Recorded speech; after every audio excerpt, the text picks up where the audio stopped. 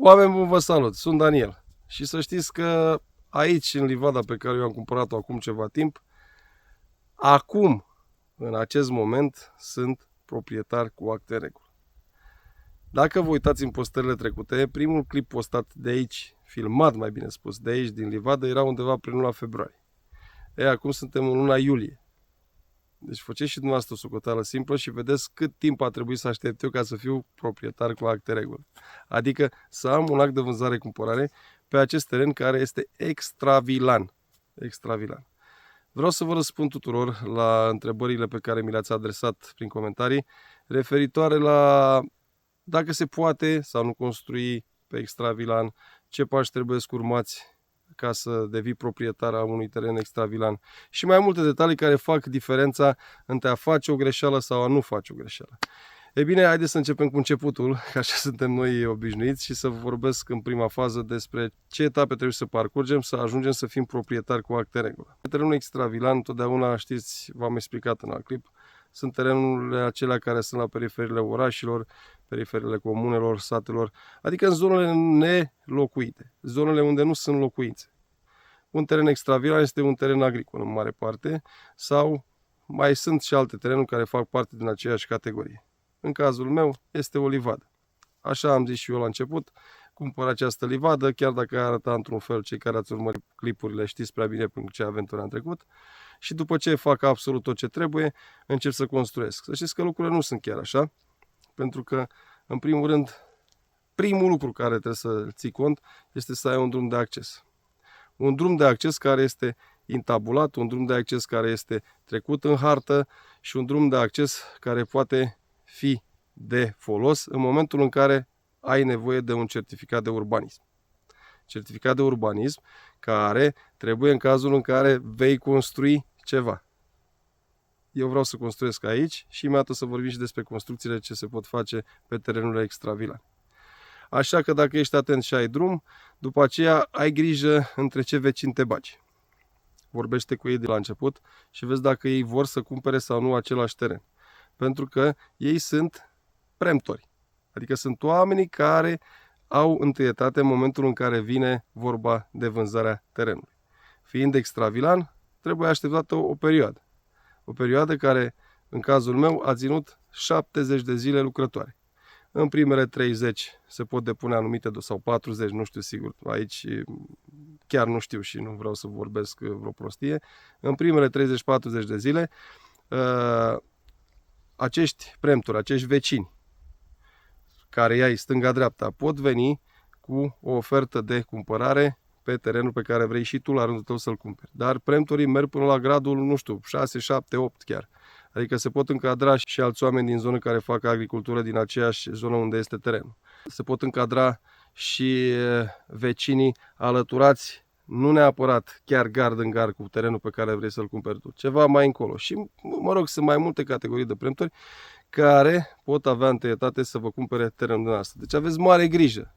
Mare grijă. Știu că aici se pot face niște mici înțelegeri cu proprietarul și nu poți ajunge chiar la aceste neplăceri. Dar, în mare parte, vorbiți cu vecinii mai întâi.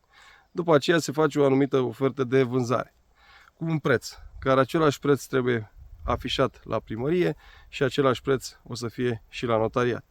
Se așteaptă acele 70 de zile și doar atunci, după 70 de zile, când vei primi aviz favorabil de la primărie, vei putea merge la notariat să faci un act de vânzare-cumpărare. Dar nu este chiar așa de ușor, pentru că și aici intervin alte probleme. Terenul extravilan pe care trebuie să-l cumperi sau pe care vrei tu să-l cumperi nu trebuie să fie mai aproape de un număr de kilometri de Marea Neagră, mai bine spus în jur de 30 de kilometri. Pentru că atunci vei avea nevoie de un aviz de la Ministerul Apărării Naționale. Dacă pe acel teren sau în vecinătatea lui se află vreun punct strategic, un punct de interes național, la fel va trebui să ai aviz de la Ministerul Apărării Naționale. Nu trebuie să existe vreun sit arheologic în zonă. Atunci intervine Ministerul Culturii. Dacă am spus bine. Nu trebuie să fie terenul în vecinătatea unor resurse gestionate de către stat.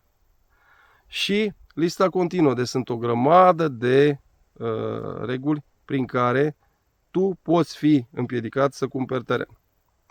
Plus că, în cazul, să spunem, prin absurd, nu vei putea obține unul dintre avize, trebuie să mergi la Direcția Județeană de Agricultură și de acolo trebuie să primești un aviz favorabil pentru cumpărarea acestui teren pe care tu vrei să-l cumperi. Dar nu oricum. Trebuie să ai o vechime de minim 5 ani în care tu ai făcut agricultură, doar așa vei primi aviz favorabil.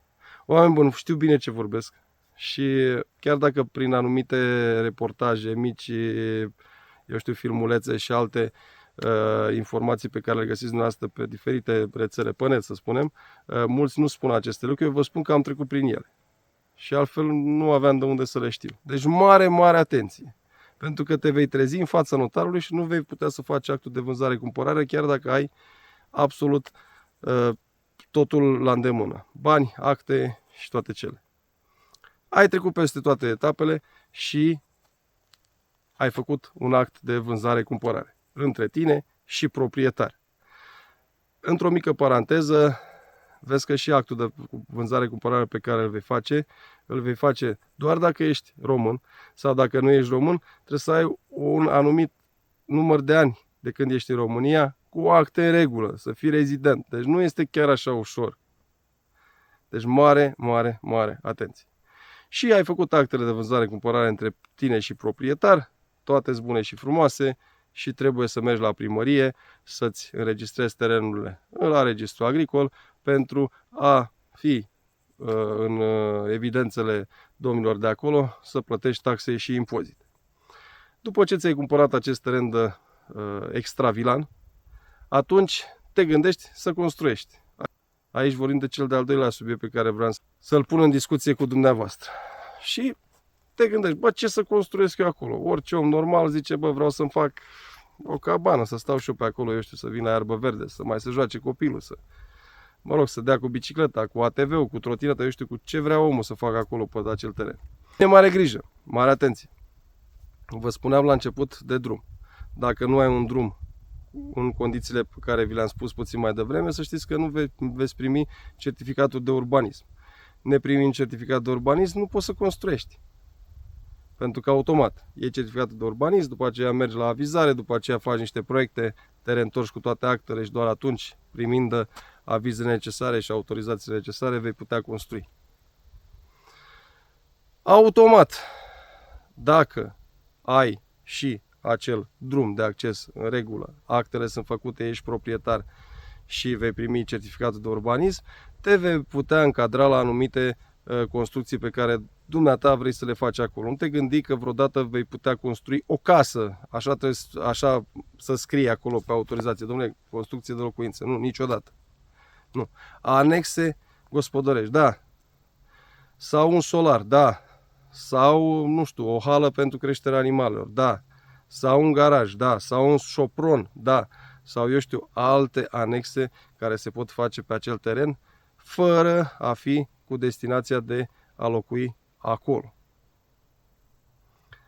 Eu, în anexele gospodărești, am explicat doamnei de acolo ce vreau să fac. Eu o să vreau să fac o hală unde să fac o microfermă, mă rog, cu diferite animale, ce o să cresc eu pe aici ca orice om gospodar, și o anexă unde vor sta oamenii care vin să mă ajute la lucrările necesare acestei livezi. Și nu numai, pentru că sunt în extindere, o să mai cumpăr ceva terenuri și o să mai dezvolt și alte proiecte. Chiar dacă este la fel ca și o casă, nu se numește așa, se numește anexă. În cazul în care vrei să simplifici toată problema, sunt acele containere care se montează doar cu o simplă autorizație, dar să nu o numim autorizație. Este o hârtie care o primești de la primărie, pentru că nu are o fundație stabilă și atunci acel container îl poți lăsa acolo cu hârtia primită pentru o anumită perioadă de timp, dar și hârtia se poate reface după un anumit timp. Adică o prelungire, să spunem așa. Deci orice are o fundație stabilă, unde torbi beton, nu poți să faci decât cu autorizație. Eu mi-am trecut acolo, am notat chiar și autorizație pentru fântână, chiar și autorizație pentru fosa septică, subliniez, pentru fosa septică, chiar și autorizație pentru împrejmuire, chiar și toate eu le-am bifat pe toate să le fac și să nu am probleme niciodată, mai ales că aici eu să pregătesc terenul pentru copiii mei, pentru familia mea și nu vreau să-i las în niște necazuri mai mari decât mine dacă eu am posibilitatea să le fac acum. Deci dacă vrei să construiești pe extravilan, o poți face doar în condițiile amintite de mine puțin mai devreme.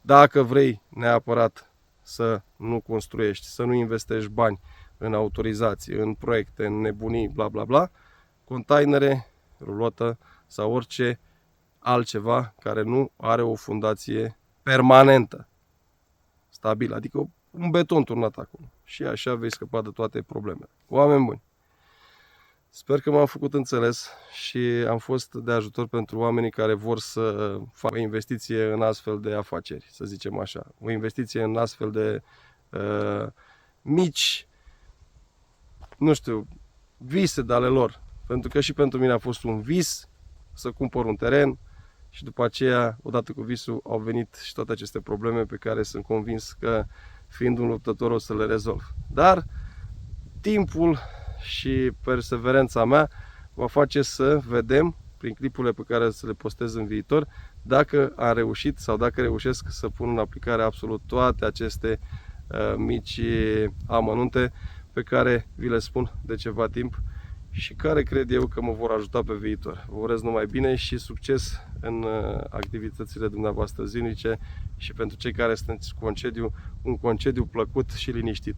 Eu vorbesc destul de greu că sunt 39 de grade afară, chiar dacă stai aici în livadă și adie puțin vântul. Numai bine vă doresc!